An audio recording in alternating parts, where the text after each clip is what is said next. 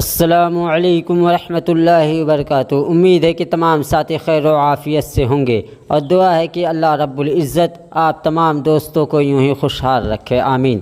ہمارے لیے مونچھوں کو بڑی رکھنا کیسا ہے؟ اگر ہم اپنے مونچھوں کو بڑی رکھنا چاہیں تو کیا ہم رکھ سکتے ہیں یا نہیں؟ تو آؤ دوستو، ہم اس کے بارے میں دارالعلوم دیوبند کا فتویٰ دیکھ لیتے ہیں اور جان لیتے ہیں کہ کیا ہم مونچھوں کو بڑی رکھ سکتے ہیں یا نہیں۔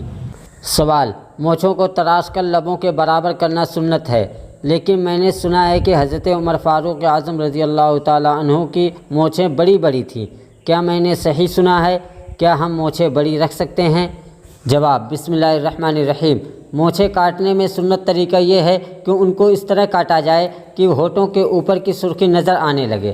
حضرت عمر فاروق اعظم رضی اللہ تعالیٰ عنہ مونچھیں بڑی بڑی نہیں رکھتے تھے، بلکہ ان کی مونچھیں بھی سنت کے مطابق چھوٹی ہوا کرتی تھی۔ البتہ ان کے بارے میں منقول ہے کہ وہ مونچھوں کے دونوں کناروں کے بال نہیں تراشتے تھے۔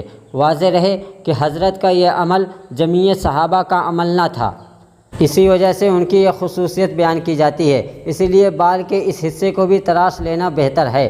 باقی اگر کوئی اس کو ترک کر دے تو گنجائش ہے کہ حضرت عمر رضی اللہ تعالیٰ عنہ کے عمل سے ثابت ہے۔ واللہ اعلم۔ دعوی افتادہ علوم دیوبند۔